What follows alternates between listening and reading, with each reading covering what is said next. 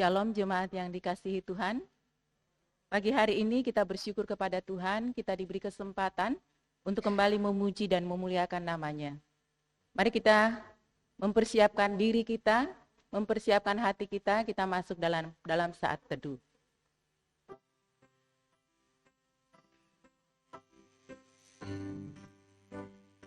Tinggikan dirimu mengatasi langit, saranmu Tuhan, mengatasi bumi. Tinggikan dirimu mengatasi langit, kemuliaan-Mu Tuhan, mengatasi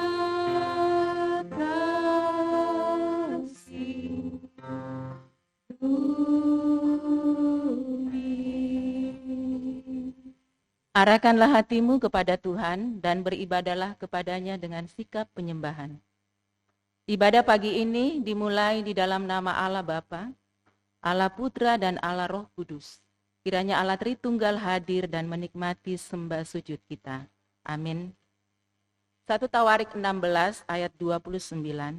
Berilah kepada Tuhan kemuliaan nama-Nya, bawalah persembahan dan masuklah menghadap Dia. Sujudlah menyembah kepada Tuhan dengan berhiaskan kekudusan. Jemaat disilakan duduk kembali.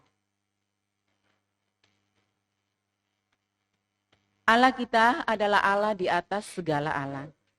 Dia Maha Kuasa, Dia Maha Kudus, Dia Maha Suci.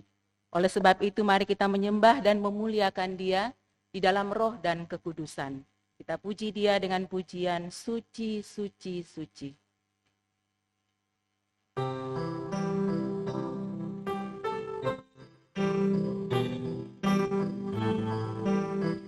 Suci, suci, suci Allah Maha Kuasa. Suci, suci, suci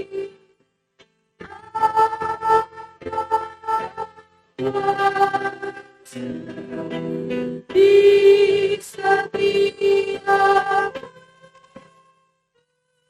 kami puji Dikau.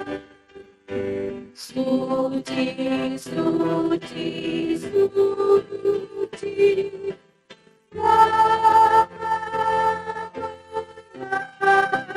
kasih Allah Tritunggal, Allah yang besar. Suci, suci, suci. Suci, suci, suci. Semua segala pujilah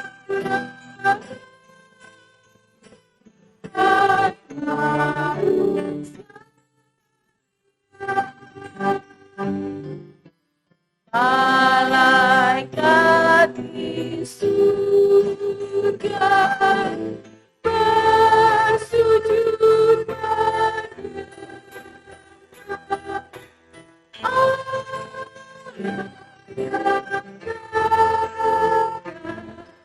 Selamat. Bait yang ketiga, mari kita bangkit berdiri. Suci, suci, suci Allah Maha Tinggi. Suci, suci, suci Allah.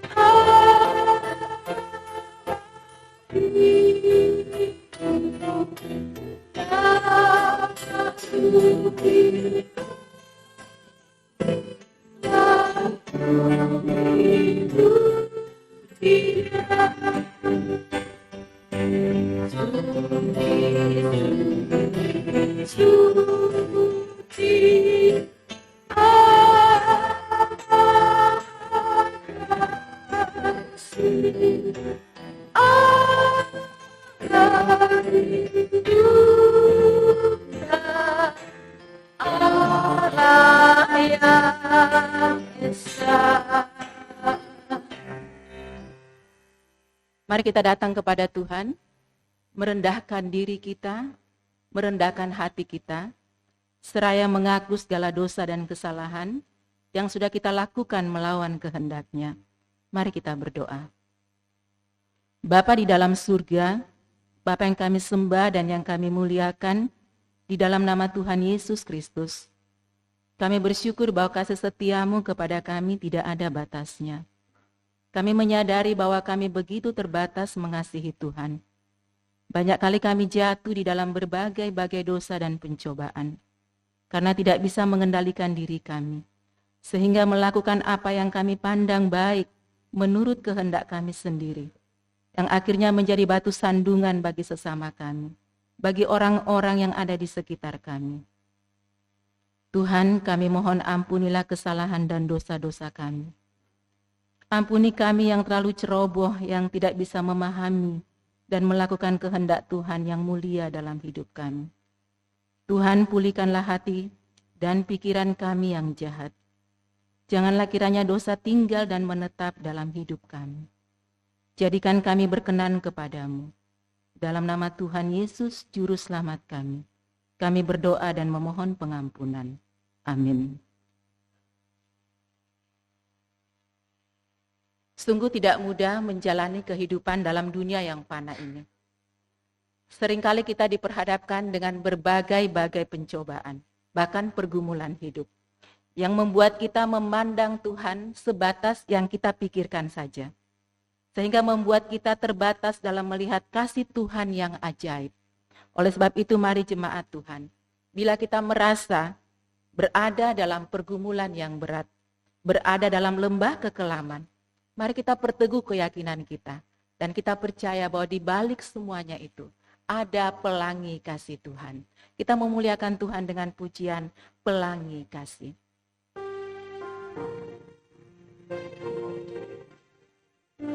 Dengan sungguh-sungguh kita nyanyikan pujian ini. Kita percaya bahwa di balik pergumulan ada pelangi kasih Tuhan. Bukan selalu tanpa kabut yang pekat, namun kasih-Ku hanya pada waktu yang tepat. Mungkinlah tak terlihat karena awan yang tebal, di atasnya lah membusuk lambang kasih yang kekal.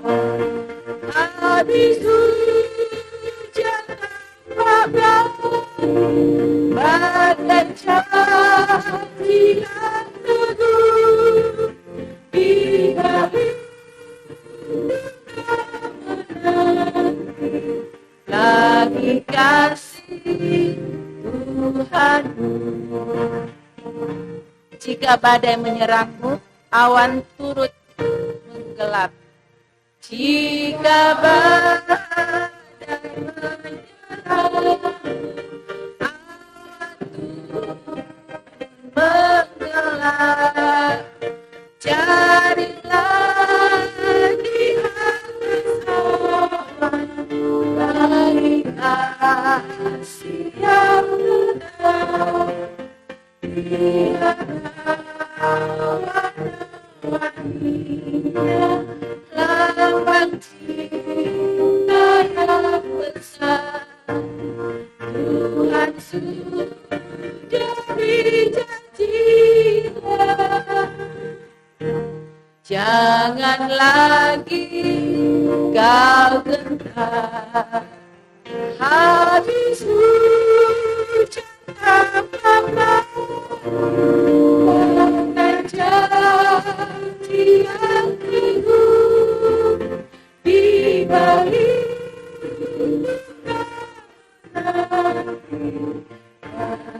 kasih Tuhan. Jauhkan takut putus asa. Jauhkan takut putus asa. Walau jalanmu gelap, berteguh kepercayaan dan langkahmu bertegak. Tuhan itu kasih, itulah hidupmu di atas dunia percaya. Langit kasih dari suci bagai cahaya di balik langit kasih Tuhan. Berita anugerah bagi kita yang telah tulus mengaku dosa kita di hadapan Tuhan dari Yesaya 30 ayatnya yang ke-15. Sebab beginilah firman Tuhan Allah yang Maha Kudus, Allah Israel, dengan bertobat dan tinggal diam kamu akan diselamatkan. Dalam tinggal tenang dan percaya terletak kekuatanmu, tetapi kamu enggan. Kita akan bersama-sama membaca petunjuk hidup baru dari Filipi pasal 4 ayatnya yang ke-13. Kita baca bersama-sama mulai dari alamatnya. 2-3. Filipi 4 ayat yang ke-13. Segala perkara dapat kutanggung di dalam Dia yang memberi kekuatan kepada. Jemaat disilakan duduk kembali. Tuhan sudah memberikan yang terbaik dalam hidup kita. Dan tidak ada yang terbaik yang pernah kita terima dalam dunia ini selain apa yang diberikan oleh Tuhan. Dia memberikan jiwanya, memberikan nyawanya untuk keselamatan kita. Karena Tuhan kita bebas dari hukum neraka. Apa yang dapat kita berikan sebagai tanda syukur kita kepada Tuhan? Tuhan tidak meminta lebih, tapi Tuhan mengharapkan, menginginkan agar kita selalu memuliakan Dia di dalam langkah-langkah hidup kita. Mari kita puji Tuhan dengan pujian Ku Korbankan Nyawa.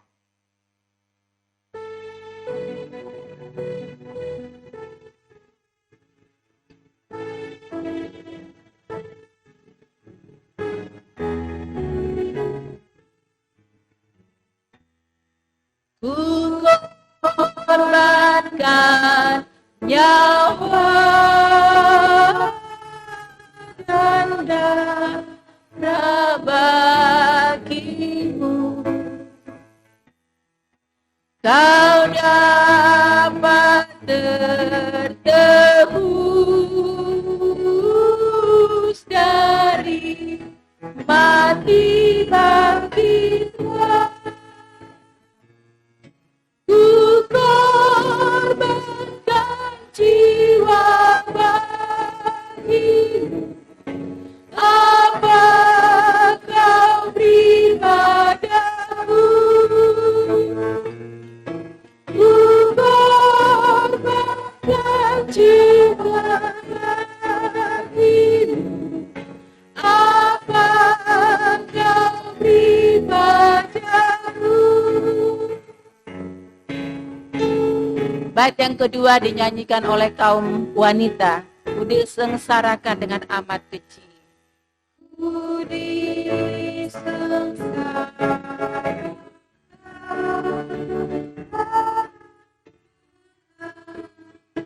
amat kecil. Kau dilepaskan dari hukum neraka.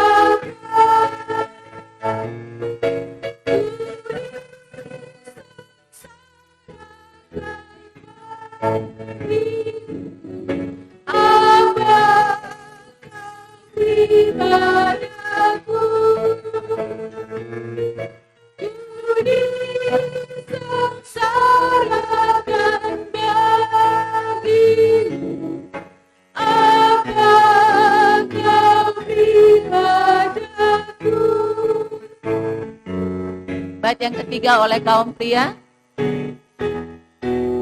Sambil bangkit berdiri.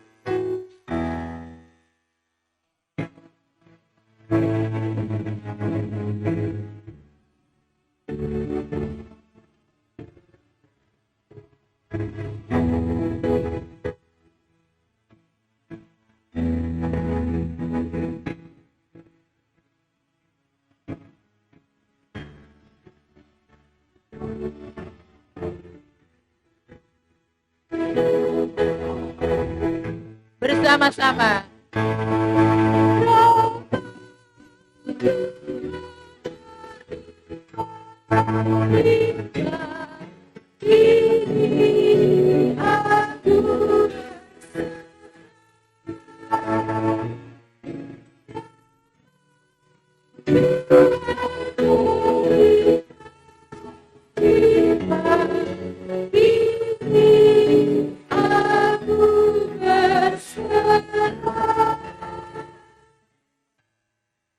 Bersama dengan semua orang kudus di segala tempat, kita akan mengakui pengakuan iman kita dalam pengakuan iman rasuli.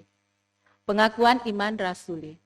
Aku percaya kepada Allah, Bapa yang Maha Kuasa, Khalik langit dan bumi, dan kepada Yesus Kristus, anaknya yang tunggal Tuhan kita, yang dikandung dari Roh Kudus, lahir dari anak darah Maria, yang menderita sengsara di bawah pemerintahan Pontius Pilatus, disalibkan, mati dan dikuburkan, turun ke dalam kerajaan maut. Pada hari yang ketiga, bangkit pula dari antara orang mati, naik ke surga, duduk di sebelah kanan Allah, Bapa yang Maha Kuasa. Dan dari sana ia akan datang untuk menghakimi orang yang hidup dan yang mati. Aku percaya kepada Roh Kudus, gereja yang kudus dan am, persekutuan orang kudus, pengampunan dosa, kebangkitan tubuh dan hidup yang kekal. Amin. Jemaat disilakan duduk kembali. Kita akan membawa pergumulan kita dalam doa syafaat. Doa syafaat akan dipimpin oleh Lause Kristiani.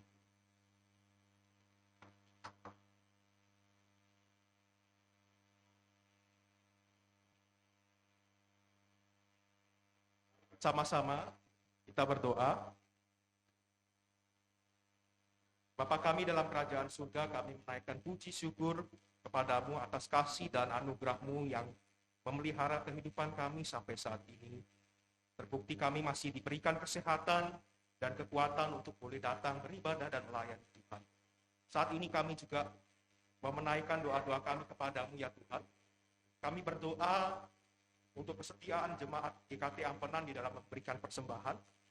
Biarlah kami semakin hari boleh semakin sadar bahwa ketika kami memberikan persembahan itu didasarkan oleh karena ucapan syukur kami karena Tuhan begitu mengasihi dan memberkati kehidupan kami, baik itu melalui pekerjaan keluarga dan pelayanan kami.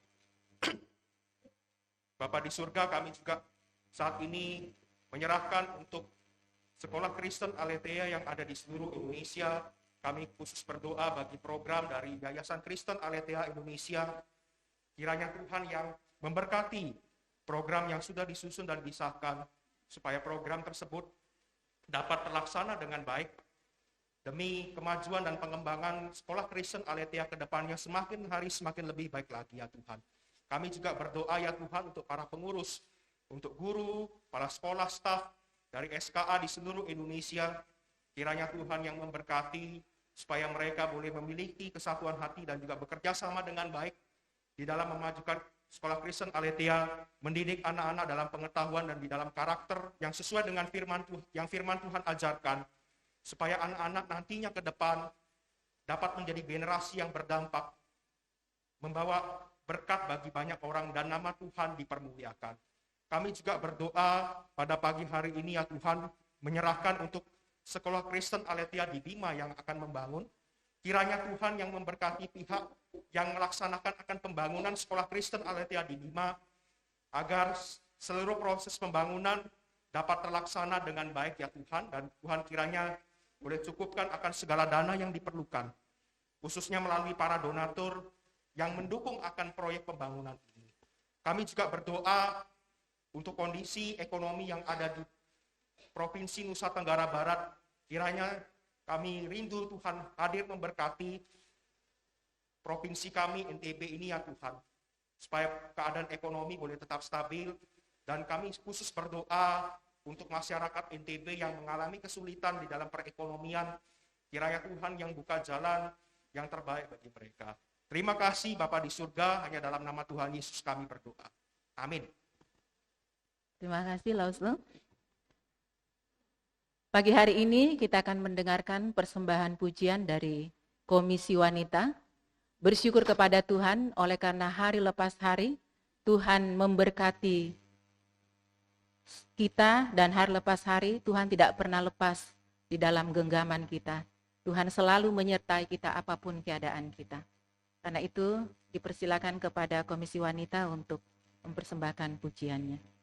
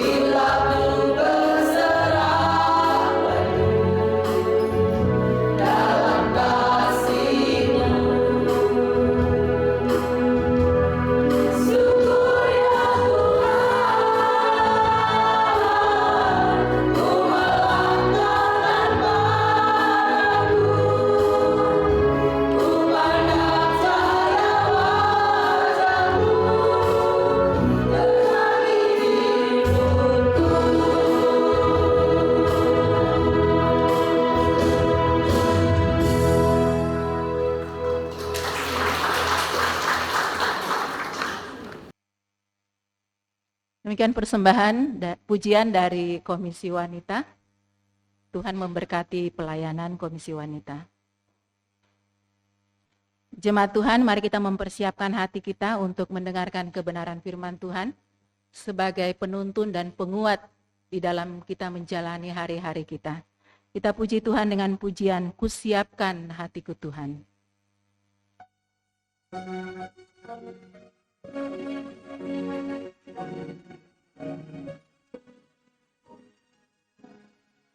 Kusiapkan hatiku Tuhan untuk dengar firman-Mu.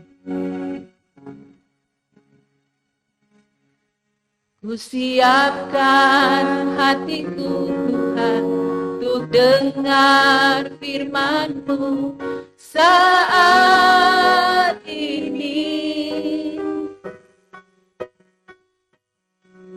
Ku sujud menyembah-Mu Tuhan dalam hadirat-Mu saat ini.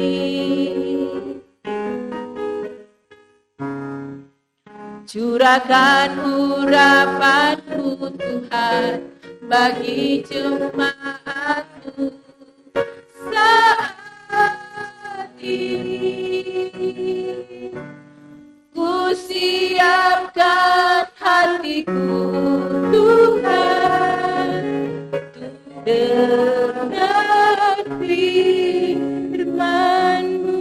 Firman-Mu Tuhan tiada berubah.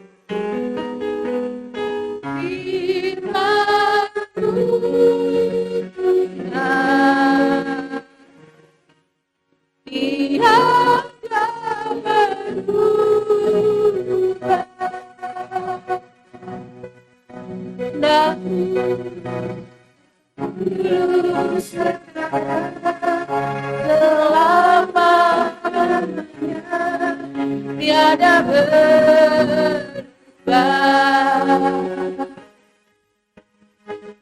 Firman-Mu Tuhan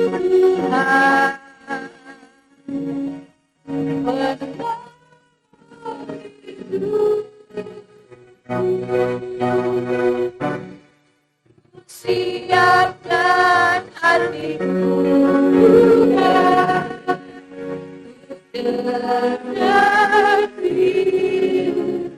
firman-Mu. Siapkan hatiku Tuhan untuk dengar firman-Mu saat ini. Siapkan hatiku Tuhan untuk dengar firman-Mu saat ini. Ku sujud menyembah-Mu Tuhan dalam hadirat-Mu saat ini.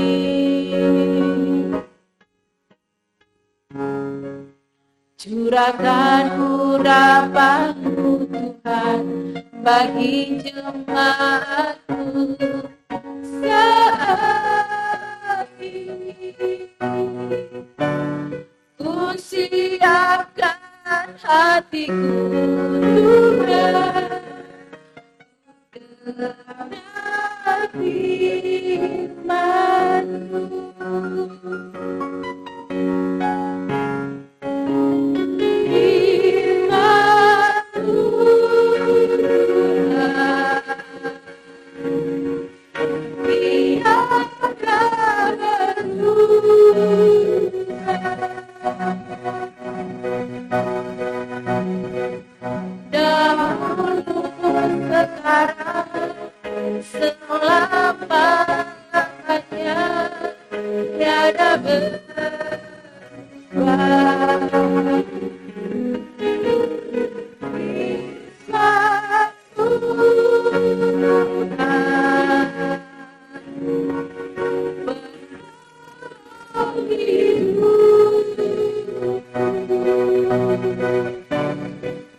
Siapkan hatiku Tuhan untuk dengar firman-Mu. Firman-Mu Tuhan tiada berubah dan kepada hamba-Nya disilahkan.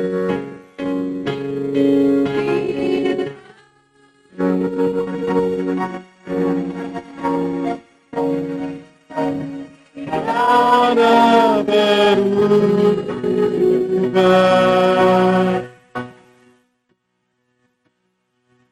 dahulu sekarang selama-lamanya.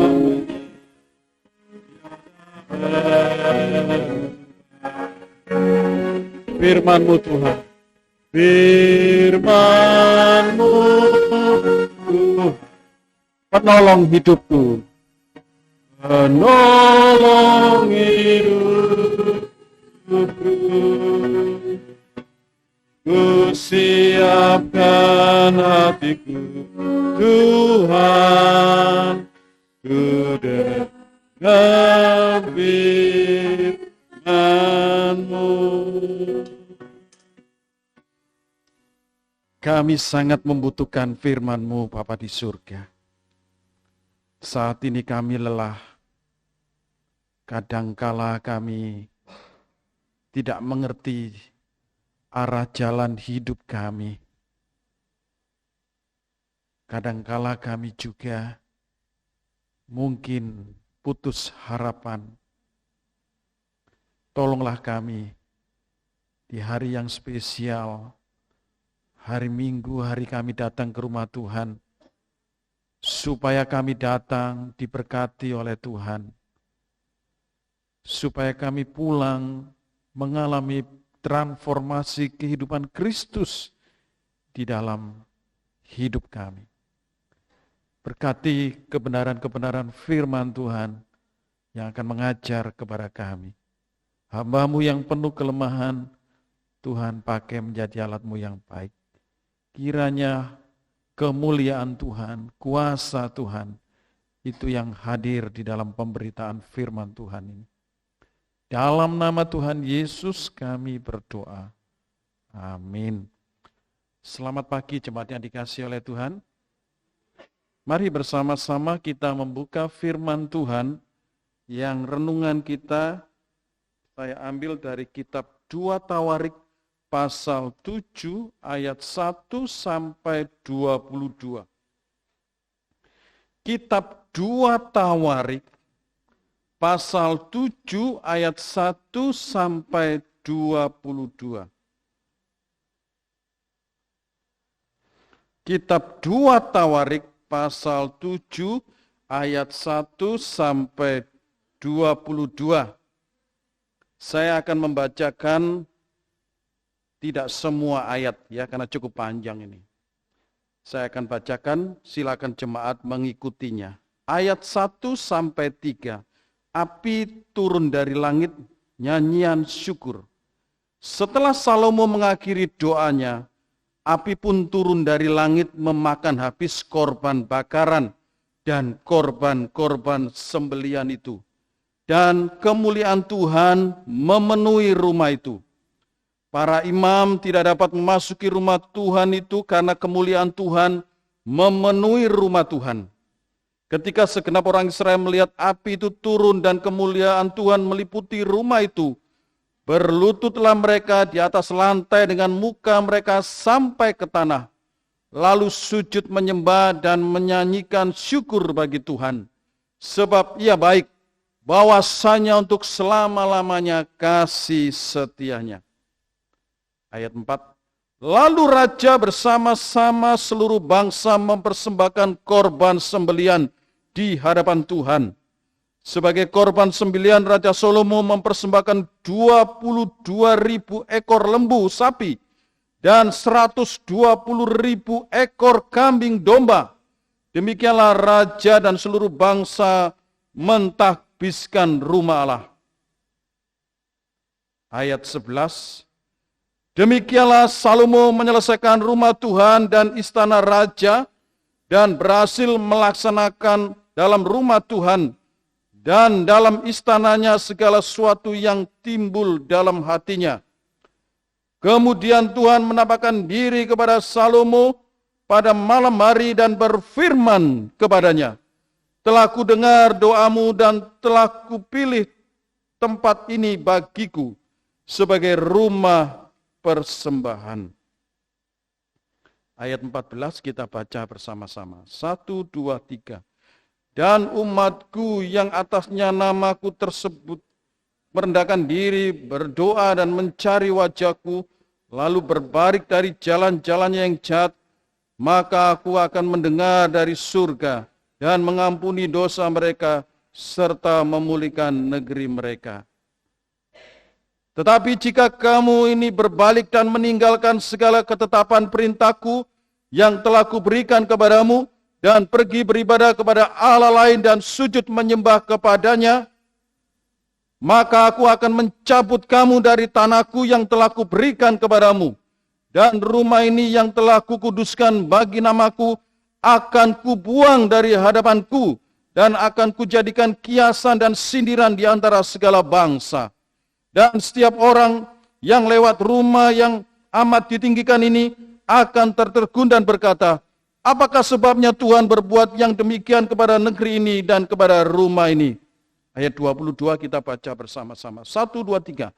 Maka orang akan berkata, sebab mereka meninggalkan Tuhan, Allah nenek moyang mereka, yang membawa mereka keluar dari tanah Mesir. Dan sebab mereka berpegang pada Allah lain, dan sujud menyembah kepadanya, dan beribadah kepadanya. Itulah sebabnya ia mendatangkan segala malapetaka ini ke atas mereka. Relasi diartikan hubungan atau jalinan. Bangsa Israel adalah bangsa yang punya hak istimewa, karena mereka itu adalah bangsa yang dipilih Tuhan.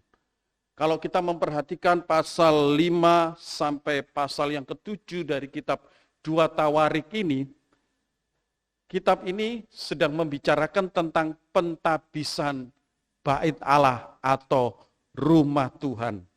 Apa itu pentabisan?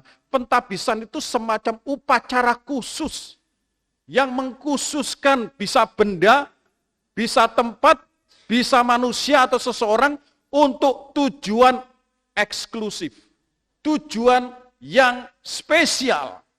Itulah yang namanya pentabisan. Dan di dalam bagian ini Tuhan datang hendak menghadiri umatnya yang akan mentabiskan bait Allah atau bait suci. Kalau kita memperhatikan ayat yang ke-11, di situ dikatakan demikian Salomo menyelesaikan rumah Tuhan dan istana raja. Jadi bait Allah dibangun oleh Salomo dan sudah diselesaikan. Maka mereka akan mengadakan pentabisan bait Allah. Sebenarnya apa sih tujuan membangun bait Allah itu? Ide siapa membangun bait Allah? Kita masih ingat, membangun bait Allah itu idenya siapa? Kalau kita ke belakang, ke kitab Raja-Raja, itu bukan idenya Allah. Kenapa demikian? Karena Allah itu roh. Ya, Allah itu roh. Kita tidak beribadah di tempat-tempat seperti orang-orang Kanaan. Tidak membangun mesbah-mesbah seperti itu. Ide membangun bait Allah ini sebenarnya idenya Raja Daud. Daud berkata untuk menunjukkan kasihnya kepada Allah, aku akan membangun bait Allah. Dan Allah berjanji, boleh engkau akan bangun, tetapi bukan engkau yang membangun. Anakmu yang akan membangun, yaitu Salomo ini tadi. Bait Allah dibangun, itu merupakan ungkapan ekspresi kasih Daud kepada Allah yang sudah memberkati dan memelihara hidupnya. Bait Allah dibangun dengan tujuan untuk menyatakan disitulah Allah itu hadir. Maka umat datang ke sana. Mereka beribadah, menjalin relasi dengan Tuhan. Bait Allah hendak menunjukkan bahwa ibadah orang-orang Israel itu bukan di gunung-gunung. Seperti dikatakan dalam 1 Raja-Raja 3 ayat 3. Kadang-kadang orang mempraktekkan ibadah di gunung-gunung, membangun mesbah di bukit-bukit. Oleh karena itulah dibangun bait Allah. Bait Allah ini menggambarkan tentang ekspresi bagaimana umat ingin berjumpa dengan Tuhan. Umat ingin berelasi dengan Tuhan.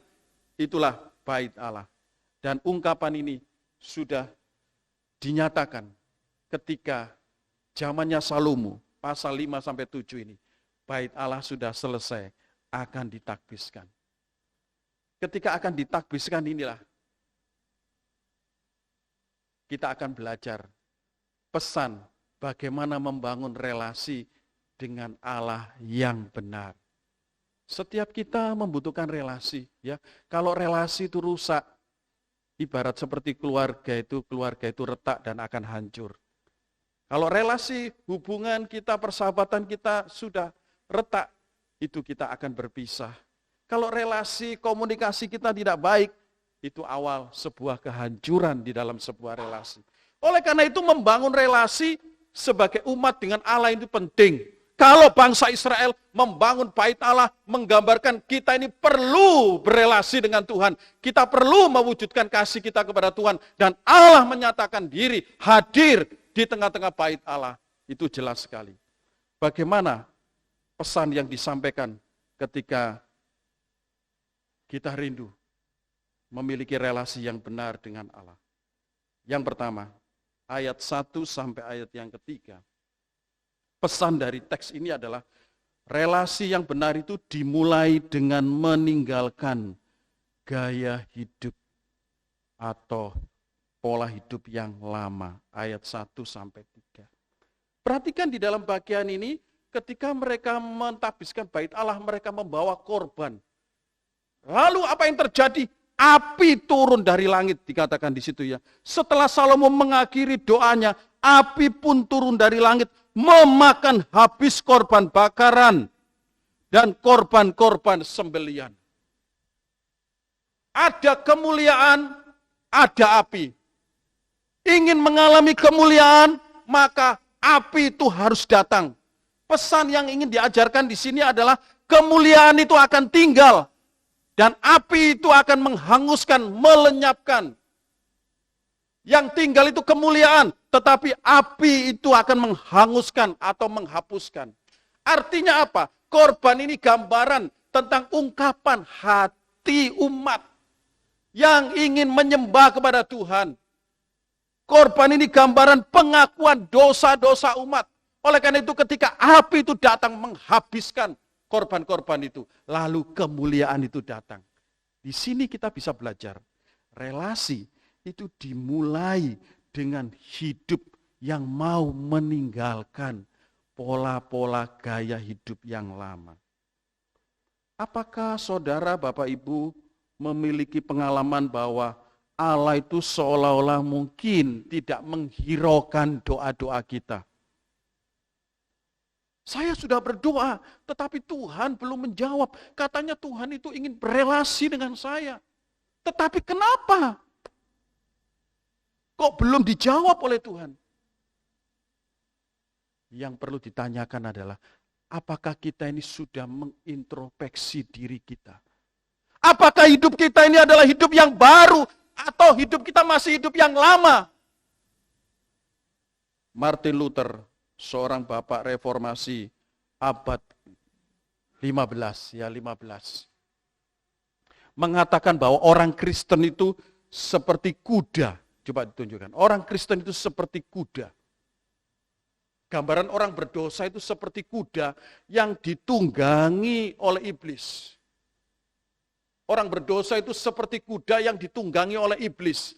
Lalu iblis itu mengenakan kacamata kepada kuda itu. Ya, kuda itu. Kacamata dikenakan oleh kuda itu. Kuda itu punya keinginan apa enggak? Kuda ini punya keinginan apa enggak? Punya. Saya kepingin jalan ke kiri Tapi karena dia dipakai kacamata oleh si iblis ini, dia dikendalikan oleh iblis. Gak boleh. Dia mau jalan pelan. Ada nggak boleh, kamu harus jalan cepat. Dikendalikan. Punya keinginan, tetapi yang punya kuasa itu bukan saya. Kuda ini punya keinginan, tetapi dia dikuasai oleh si penunggang ini, yang iblis ini. Ini kata-kata Martin Luther. Ini menggambarkan apa? Mungkin banyak orang Kristen yang mengaku dirinya anak Tuhan, tetapi hidupnya masih dikendalikan oleh iblis. Hidup-hidup yang lama. Dia punya keinginan untuk sabar. Tetapi iblisnya mengganggu lagi. Kayak apa sabar? Dia itu tidak sabar. Dia mau keinginan rajin ke gereja, buat apa? Orang lain juga enggak rajin ke gereja, juga kaya kok. Jadi dikendalikan terus. Dia tidak mengalami perubahan hidup. Dia punya keinginan untuk berubah, tetapi yang mengendalikan ini adalah si iblis. Inilah hidup yang mengganggu relasi kita dengan Allah. Lalu bagaimana untuk kita membuat relasi yang benar dengan Allah? Dimulai dengan meninggalkan hidup yang lama. Apakah bisa? Bisa. Firman Tuhan 1 Yohanes 1 ayat 9. Jika kita mengaku dosa kita, maka Ia adalah setia dan adil, sehingga Ia akan mengampuni segala dosa kita dan menyucikan kita dari segala kejahatan. Ayat ini sudah sering kita baca, tapi tolong jangan hanya dibaca sebagai syarat ini berita anugerah, bukan hanya gitu. Ayat ini punya kuasa, punya kebenaran, bahwa kalau kita ingin memperbaiki relasi kita dengan Allah, maka dimulai dengan kita mau komitmen meninggalkan dosa. Saya tidak mau diatur oleh iblis, saya tidak mau diatur oleh hidup yang lama. Gaya hidup yang lama harus ditinggalkan. Gaya hidup yang lama itu harus disucikan oleh api itu tadi. Api itu ketika datang menghanguskan, menghilangkan, lalu kemuliaan itu muncul. Banyak orang ingin sukses tetapi tidak mau bekerja. Banyak seorang ingin diberkati tetapi tidak mau taat. Banyak orang ingin berhasil tetapi dia tidak mau mengalami proses. Api itu tidak mau datang. Pokoknya aku mau sukses. Tapi ketika api itu datang, dia tidak mau. Kan banyak seperti itu, ya kan? Coba Bapak Ibu bisa sharing sama jemaat yang lain kalau di kantin. Gimana sih kok bisa kamu jualan itu kok bisa laris? Itu pasti dia melalui sebuah perjuangan. Ya perjuangan. Proses. Api itu memproses saya. Sehingga saya dibentuk. Bisa menjadi seperti ini.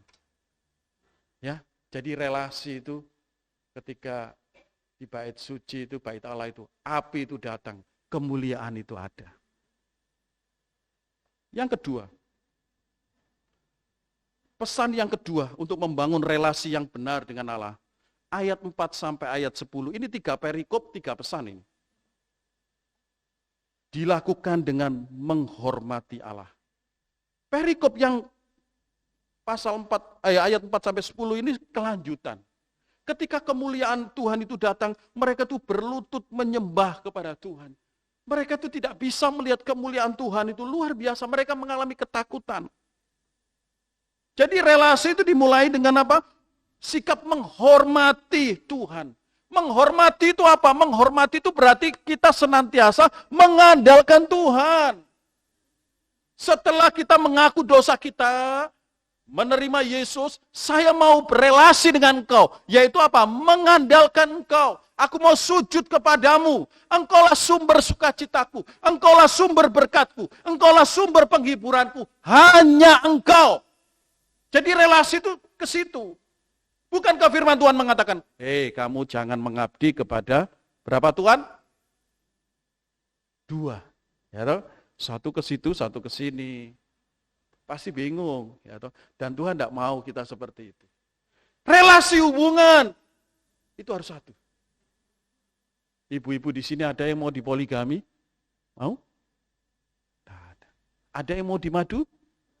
Dibelikan madu ya enggak apa-apa. Ya. Kalau di madu ya jangan. Tidak ada kan? Allah juga seperti itu. Kalau kita berelasi, berarti kita fokus mengandalkan Dia. Bersujud dikatakan. Ada penyembahan, ada perayaan. Perayaannya itu apa? Sukacita. Memang kelihatannya menyembah Tuhan itu takut. Tetapi Dia itu hebat. Kita perlu menang bersama dengan Dia. COVID pernah kita alami. Bagaimana COVID-19 atau COVID apapun, apa itu mutasinya itu ya, itu mengajarkan begini. Orang kaya, orang miskin pada waktu itu sama. Uang tidak berlaku kalau sudah lockdown. Betul apa tidak ya? Kita punya uang 1 M mau ke Hong Kong, mana bisa. Itu karena COVID itu. Mau ke Surabaya aja begitu sulit ya prosedurnya. COVID melanda dunia ini menghancurkan semua sendi-sendi kehidupan. Bahkan di Surabaya, saya dengar cerita yang lalu juga kita dengar, ada seorang bos punya pabrik oksigen, mati juga. Ya, mati, dia punya pabrik oksigen, tapi ketika kena COVID, oksigennya tidak bisa nolong dia. Ya, saya lupa namanya, konglomerat siapa itu ya. Dia punya oksigen, tapi dia akhirnya juga kena COVID. Ini gambaran apa? Hidup kita ini kecil. Hidup kita ini fana. Mari kita berelasi dengan Tuhan. Kalau hari ini kita bebas kemana-mana, tidak ada lagi aturan yang jelimet-jelimet, tidak ada prokes yang begitu ketat. Yang memang harus bergembira, bersyukur. Tetapi ingat relasi kita, pelajaran masa lalu, beberapa tahun di belakang kita mengajarkan, engkau harus senantiasa mengandalkan Tuhan. Relasi. Ada penyembahan, ada perayaan. Kadang-kadang di dalam doa-doa kita berelasi memang berdoa tetapi salah. Yakobus 4 ayat 3, kita baca bersama-sama. 1, 2, 3. Atau kamu berdoa juga, tetapi kamu tidak menerima apa-apa. Karena kamu salah berdoa. Sebab apa yang kamu minta itu hendak kamu habiskan untuk memuaskan hawa nafsumu. Kita berelasi dengan Tuhan. Dengan berdoa. Tetapi seperti kata Yakobus, engkau salah. Ternyata doamu itu hanya untuk memuaskan hawa nafsumu. Mungkin hanya untuk pamer. Tuhan berikan saya mobil Pajero Sport, GR Sport. Tetapi itu hanya untuk pamer. Kita akhirnya tidak punya mobil itu. Mari kita mempunyai relasi yang benar. Mazmur 59 ayat 17 berbunyi demikian. Kita baca bersama-sama. Tetapi aku mau menyanyikan kekuatanmu pada waktu pagi. Aku mau bersorak-sorai karena kasih setiamu. Sebab engkau telah menjadi kota bentengku, tempat pelarianku pada waktu kesesakan. Jadi relasi yang benar itu dilakukan dengan menyatakan bahwa engkaulah pusat penyembahanku ya Tuhan. Aku percaya bahwa engkau adalah sumber berkatku, sumber pertolonganku, sumber penghiburanku. Hanya engkau, tidak ada yang lain. Relasi yang dikatakan seperti ini adalah relasi yang intim. Relasi yang luar biasa. Ini bisa kita wujudkan, kita nyatakan di dalam hubungan suami istri. Kalau relasinya baik, pasti keluarga kita akan harmonis. Ya, ada persoalan, karena kita relasi baik bisa selesai. Ada kebutuhan, karena relasi kita dengan Tuhan baik, kita yakin Tuhan akan mencukupi sesuai dengan waktu Tuhan. Amin. Yang ketiga, pesan dari dua Tawarik. Dua Tawarik ini kan ditulis oleh Esra ya. Relasi itu perlu dipelihara dengan mentaati perintah Allah. Perhatikan ayat 11 sampai 22. Di sana jelas menjelaskan ada berkat, ada peringatan. Di sini Tuhan berbicara dengan Salomo secara pribadi. Jadi setelah mungkin api itu datang, umat melihat. Lalu Tuhan ingin berbicara kepada Salomo secara pribadi. Banyak yang mengatakan bahwa ini yang kedua Allah berbicara secara pribadi kepada Salomo. Tuhan berbicara. Di sini ayat 19 sampai 22 ini menjelaskan bahwa aku sudah berjanji dan aku sudah tepati, tetapi engkau Salomo harus hati-hati. Engkau sudah mampu membangun bait Allah ini, tetapi ada peringatan. Peringatannya apa? Ayat 19 sampai 22. Tetapi jika kamu ini berbalik dan meninggalkan segala ketetapanku dan perintahku. Jadi relasi itu harus dibangun, dipelihara dengan kita hidup mentaati perintah Allah. Hidup dalam realnya Allah, hidup dalam firman Tuhan. Dan apa yang dilakukan oleh Salomo? Pasal 8 ayat 11, Salomo menyingkirkan siapa? istri dan putri-putri Firaun itu, kalau kita perhatikan.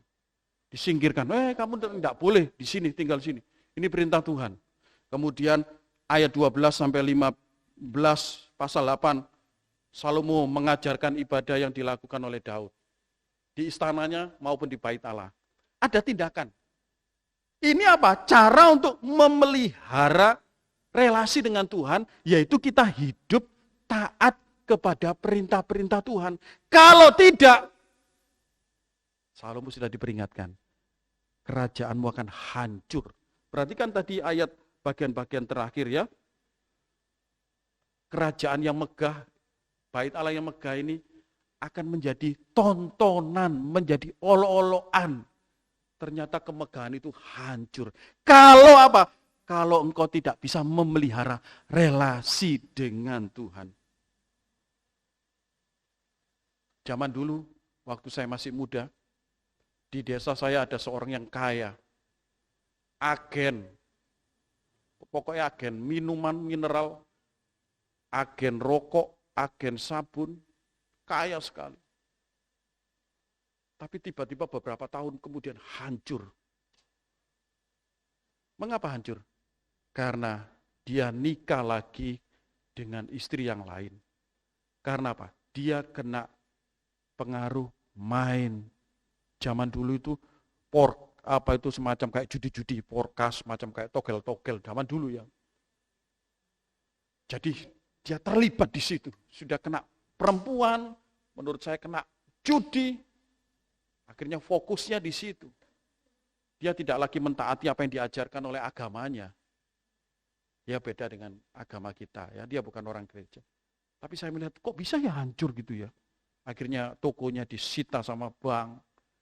Kenapa bisa seperti itu? Karena dia tidak mentaati apa yang baik yang diajarkan oleh agama. Ajaran Kristen jelas sekali. Firman Tuhan ini mengatakan jelas sekali. Engkau ingin relasimu benar di hadapan Tuhan. Engkau harus memelihara dengan mentaati firman Tuhan. Kita bisa belajar dari teladan tokoh-tokoh Alkitab. Ada 3 tokoh Alkitab yang saya sebutkan di sini yang terkenal. Yang pertama Yusuf.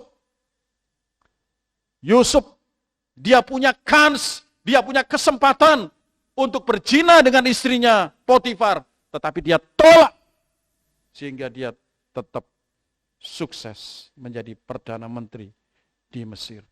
Daniel juga seperti itu.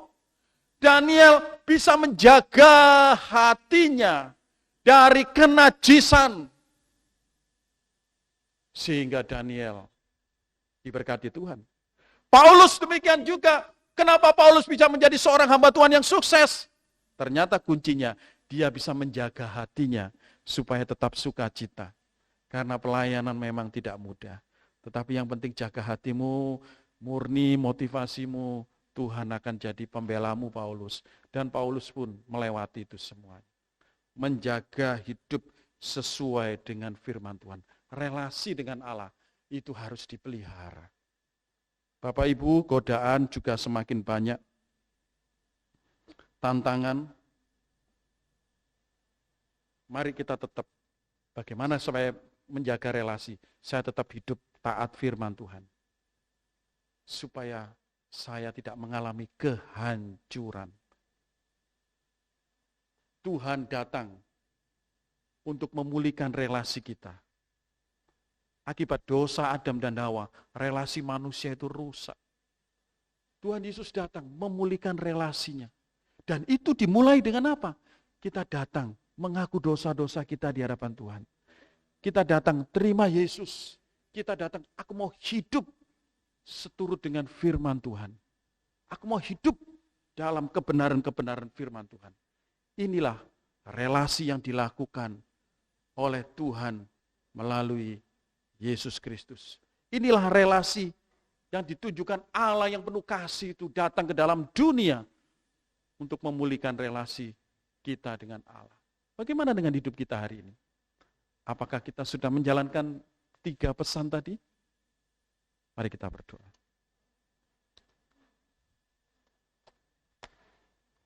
Bapa di surga, tolonglah kami Tuhan, supaya kami memahami pesan bagaimana kami harus membangun relasi yang benar dengan Allah. Berkati hidup kami, Tolong kami ya Tuhan, supaya kami berani memulai, berani melaksanakan, dan kami juga senantiasa tetap konsisten bertahan, memelihara relasi kami dengan Tuhan.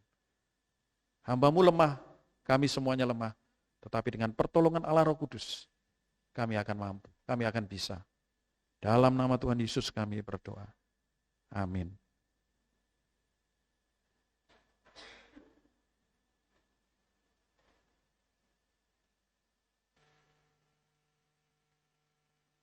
Kita sudah diberkati oleh kebenaran firman Tuhan, Tuhan memberkati hamba-Nya. Mari kita mempersiapkan persembahan syukur kita. Kita dengarkan firman Tuhan, Keluaran 25 ayat 2. Katakanlah kepada orang Israel, supaya mereka memungut bagiku persembahan khusus. Dari setiap orang yang terdorong hatinya, haruslah kamu pungut persembahan khusus kepadaku itu. Sambil kantong persembahan dijalankan, kita memuji Tuhan dengan pujian, semua bagi Tuhan Yesus.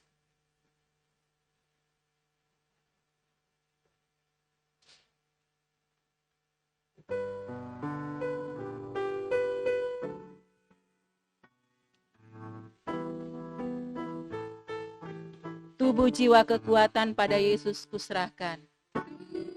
Tubuh jiwa kekuatan pada Yesus kuserahkan. Hai hidup yang telah ditebus, kuserahkan pada Yesus. Semua bagi Tuhan Yesus, bagi Yesus Tuhanku. Semua bagi Tuhan Yesus, bagi Yesus Tuhanku. Tangan kakiku serahkan untuk layani Tuhan. Tangan kakiku serahkan untuk layani Tuhan. Mataku memandang Yesus, lidah pujian. Semua bagi Tuhan Yesus. Semua bagi Tuhan Yesus. Bagi Yesus Tuhanku. Semua bagi Tuhan Yesus.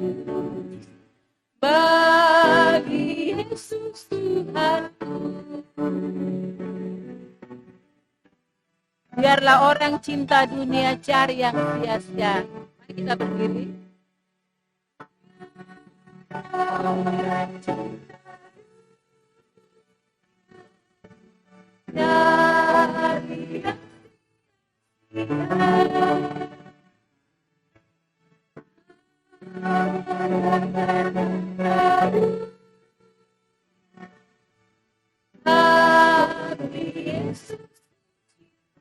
Semua bagi Tuhan Yesus.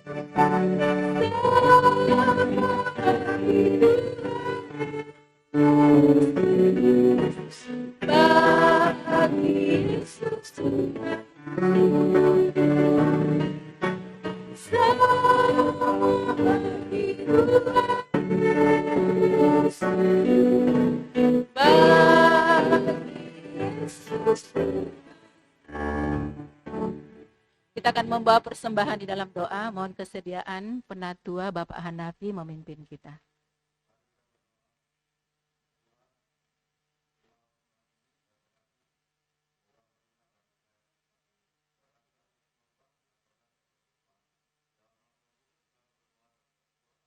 Amin. Terima kasih. Jemaat disilakan duduk kembali.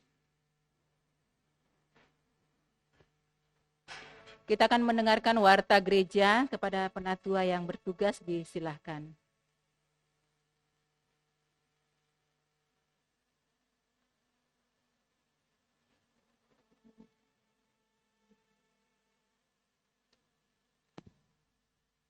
Salam Bapak Ibu, jemaat sekalian yang dikasihi Tuhan.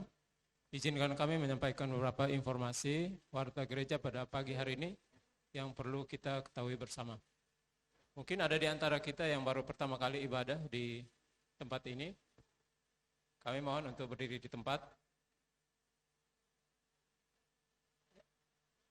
Nama mungkin? Ya, selamat datang Pak Adrian. Kita beri aplaus untuk. Jika tidak memiliki tempat ibadah yang tetap, kami mengundang untuk beribadah bersama kami di tempat ini. Warta yang pertama, kami mengucapkan terima kasih kepada Pak Pendeta yang telah menyampaikan firman pada pagi hari ini, Bu Diana dan tim yang telah melayani pada ibadah pagi hari ini. Pada pagi hari ini akan diadakan perjamuan kudus. Jemaat sekalian dimohon untuk mempersiapkan diri dengan baik untuk mengikuti perjamuan kudus. Warta yang berikut, setelah ibadah pertama akan ada pelayanan kesehatan. Untuk itu jemaat yang membutuhkan pelayanan kesehatan bisa mengikuti di tempat atau di ruang tempat pelayanan.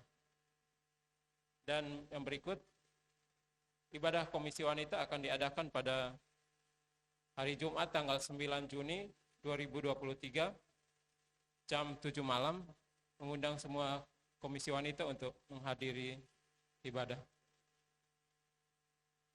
Dan yang berikut, bagi jemaat sekalian yang belum melakukan registrasi sidik jari, untuk menghubungi Saudara Aldo atau admin gereja. Demikian beberapa warta yang dapat kami sampaikan. Selamat hari Minggu, Tuhan Yesus memberkati. Terima kasih Pak Eliakim. Jemaat yang dikasihi Tuhan, kita akan masuk dalam sakramen perjamuan kudus. Kepada pendeta yang memimpin, disilahkan.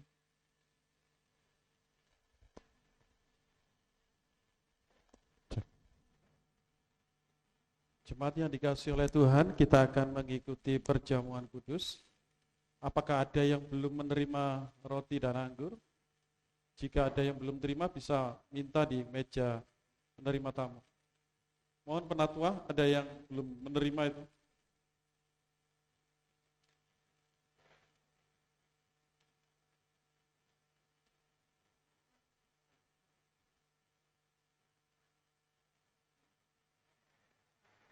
Ada lagi yang belum menerima roti dan anggur?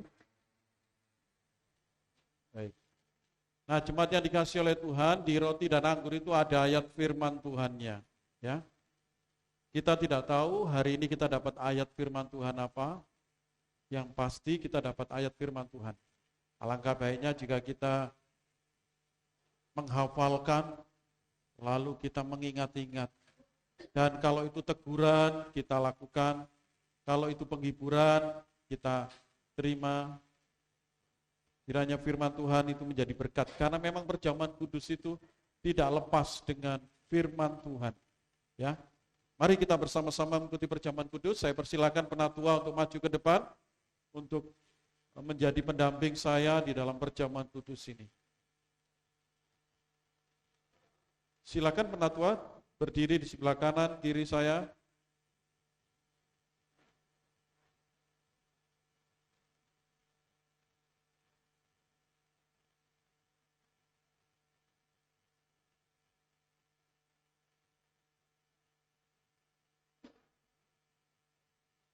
Silakan Bapak Hanafi dan Bapak Eliakim bisa membuka meja perjamuan.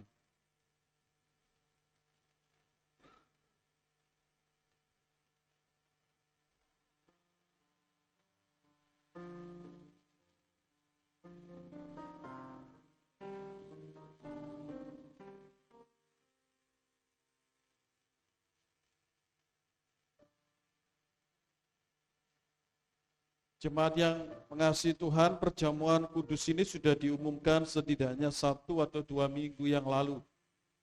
Ini penting supaya perjamuan kudus ini dilaksanakan dan kita semuanya mempersiapkan diri dengan baik. Perjamuan kudus ini adalah perintah Tuhan. Inilah tubuhku yang diserahkan bagi kamu, Perbuatlah ini menjadi peringatan akan aku. Demikian ia mengambil cawan sesudah makan, lalu ia berkata, cawan ini adalah perjanjian baru yang dimeteraikan oleh darahku. Perbuatlah kamu setiap kali kamu meminumnya menjadi peringatan akan aku. Sebab setiap kali kamu makan roti dan minum cawan ini, kamu memberitakan kematian Tuhan sampai ia datang. Perjamuan kudus yang kita lakukan ini mempunyai 3 makna. Yang pertama, mengingat akan penderitaan Tuhan di masa yang lalu. Tuhan Yesus sangat mengasihi kita, ia rela berkorban, disalibkan. Yang kedua, perjamuan kudus ini mempunyai makna hari ini, yaitu persekutuan Kristus dengan kita dan kita juga dengan sesama anggota tubuh Kristus. Melalui perjamuan kudus ini kita diingatkan bahwa kita harus menjadi gereja yang senantiasa bersekutu. Gereja yang senantiasa saling mengasihi, saling tolong-menolong, saling memperhatikan. Yang ketiga, perjamuan kudus ini mempunyai makna masa yang akan datang, yaitu pengharapan akan kedatangan Tuhan.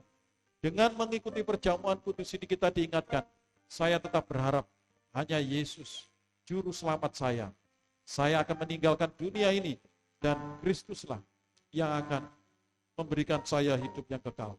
Mari jemaat yang dikasihi oleh Tuhan, sebelum lebih jauh kita mengikuti perjamuan kudus, saya mengajak kita bangkit berdiri, kita akan berdoa, memeriksa diri kita di hadapan Tuhan. Ya Allah, Bapa kami, Tuhan kami, Yesus Kristus, pencipta langit dan bumi, kiranya Engkau menghiburkan kami dengan roh-Mu yang kudus. Kiranya melalui roti dan cawan anggur ini kami dikuatkan secara rohani, dan bersama dengan seluruh orang kudus kami disatukan dengan Kristus Putra-Mu, dan tetap setia di dalam pengharapan dan kasih. Kepadamu kami bersyukur ya Tuhan, karena untuk menyelamatkan kami Engkau telah menebus hidup kami dan mengutus anak-Mu datang ke dalam dunia ini. Kematian dan kebangkitan Kristus telah mendatangkan keselamatan yang sempurna. Bagaimana kami harus membalas segala anugerah-Mu ya Tuhan? Kami akan meninggikan cawan keselamatan, memuji dan membesarkan nama-Mu sepanjang hidup ini. Saat ini kami mohon kepadamu ya Tuhan, kuduskanlah roti dan anggur ini, agar melalui roti dan anggur yang melambangkan tubuh dan darah Kristus kami ini, kami dapat bertambah-tambah dalam anugerah-Mu sampai Yesus Kristus datang kembali. Berikanlah kami iman yang teguh, karuniakanlah anugerah-Mu supaya kami mendapatkan kekuatan untuk memikul salib-Mu dan menyebut Engkau di dalam segala keadaan. Dalam nama Tuhan Yesus yang mengajarkan kami berdoa, Bapa kami yang ada di surga, kuduskanlah nama, datanglah kerajaan, jadilah kehendak di bumi seperti di surga. Berikanlah kami pada hari ini makanan kami yang cukup, dan ampunilah kesalahan kami, seperti kami juga mengampuni orang yang bersalah kepada kami. Dan janganlah bawa kami ke dalam pencobaan, tapi lepaskanlah kami dari jahat, karena Engkau yang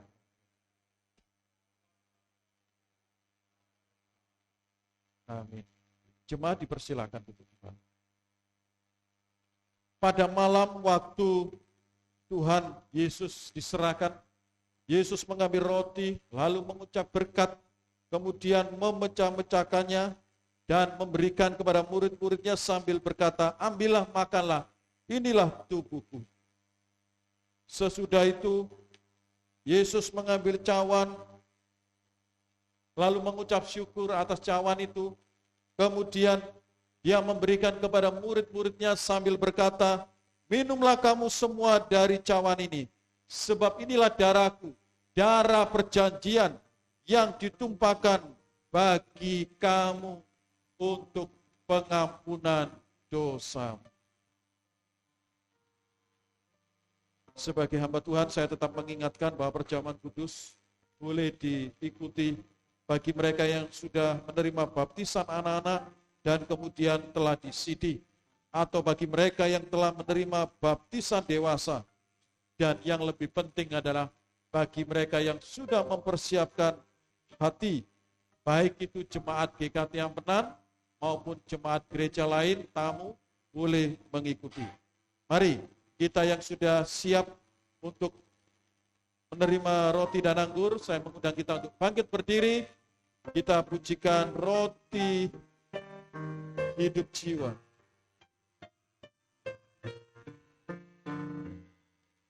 Roti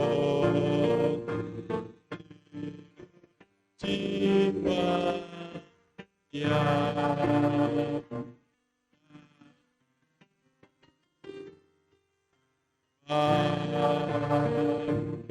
Allah kepadamu.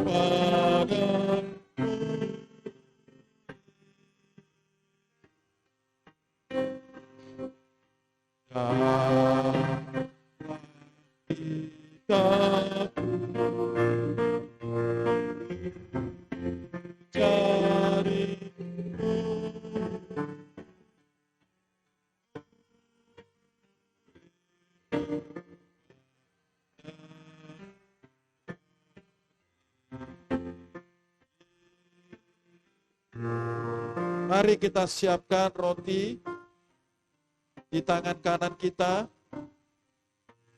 Kita angkat roti di tangan kanan kita.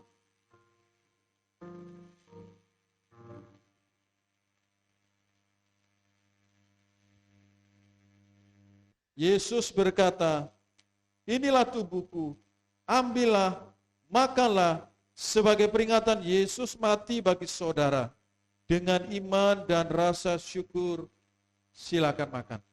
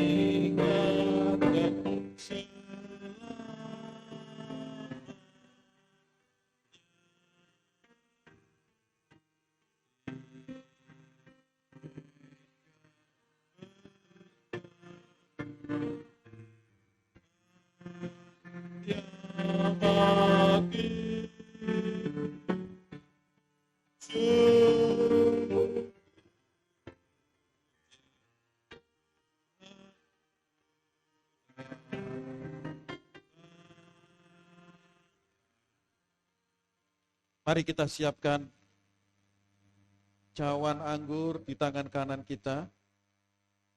Kita angkat cawan anggur tinggi-tinggi.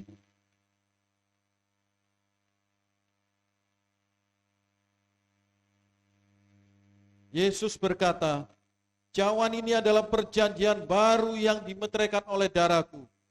Ambillah, minumlah, sebagai peringatan darah Yesus dicurahkan bagi saudara.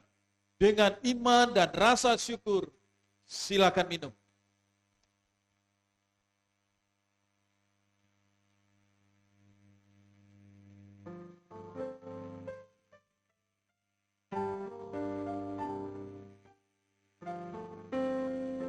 Salibnya, salibnya.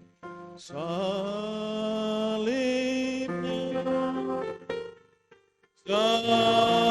salibnya, selamatnya mulia. Dosa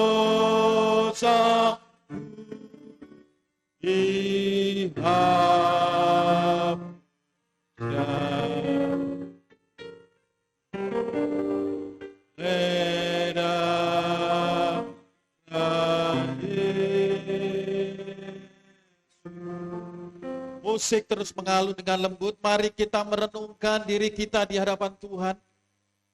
Salib Yesus telah memulihkan kita, menyelamatkan kita,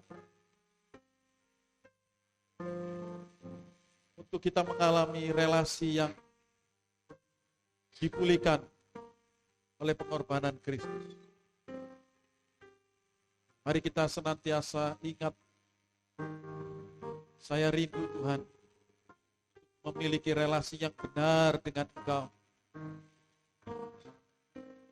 Saya rindu Tuhan untuk hidup dikendalikan oleh Engkau. Untuk hidup hanya mengandalkan Engkau. Untuk hidup senantiasa setia dan konsisten berjalan dalam terang firman Tuhan. Aku mau memiliki relasi yang demikian. Biarlah ini menjadi doa kita di awal bulan Juni. Di dalam momen perjamuan kudus, kita rindu dipulihkan relasi kita. Pemulihan relasi dengan Allah juga akan mendorong kita untuk mengalami pemulihan relasi dengan sesama kita.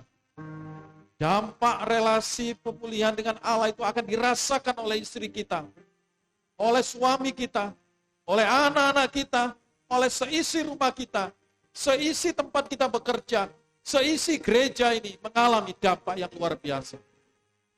Karena saya sudah mengalami relasi yang benar dengan Allah. Tidak ada kemuliaan tanpa salib.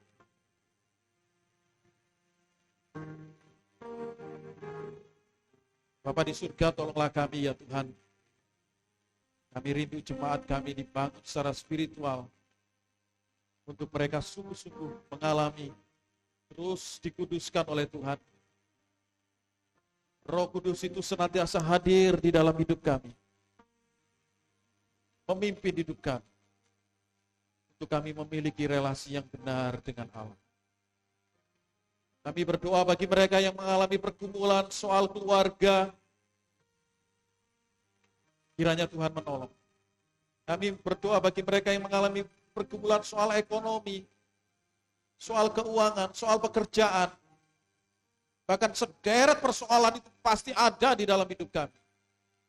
Tolonglah kami ya Tuhan. Kami memulainya dengan memperbaiki relasi kami dengan Tuhan. Tolonglah kami ya Tuhan. Terima kasih Bapa di surga. Dalam nama Tuhan Yesus, kami berdoa dan bersyukur. Amin. Jemaat masih tetap berdiri. Meja perjamuan akan ditutup kembali. Kita akan berkomitmen memuliakan Tuhan. Muliakanlah.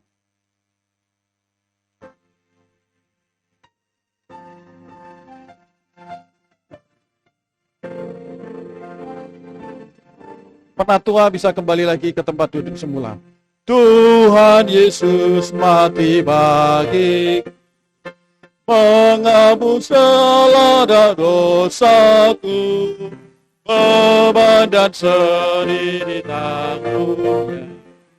Puji namanya, muliakanlah namanya, muliakanlah namanya. Muliakan namanya, dosaku telah dihapuskan. Puji namanya, muliakan namanya, muliakan namanya, muliakan namanya, dosaku telah dihapuskannya. Puji namanya. Kita akan kembalikan segala puji hormat kepada Allah Tritunggal. Doksologi.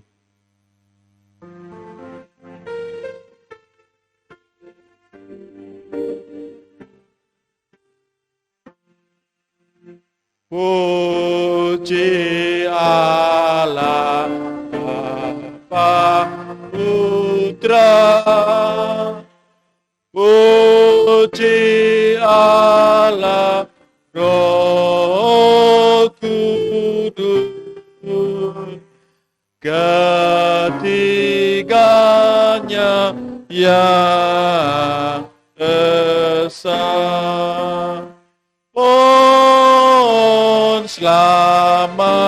sumber berkat.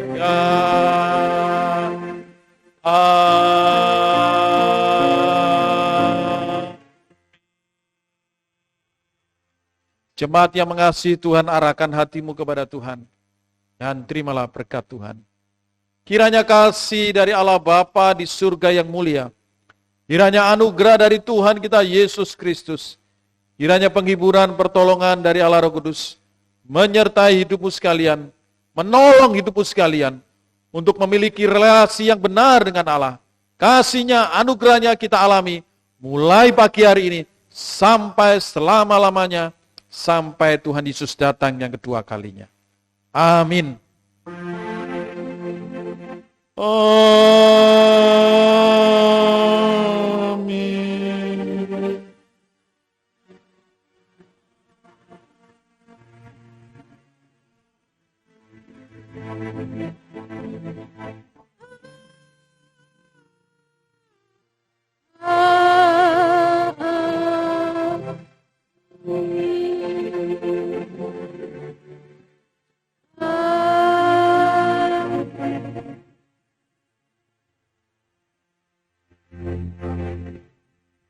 Jemaat disilakan duduk kembali. Ibadah kita telah selesai dan silakan mengambil saat teduh. Selamat berhari Minggu, Tuhan memberkati. Ambil saat teduh. Selamat berhari Minggu, Tuhan memberkati kita semua.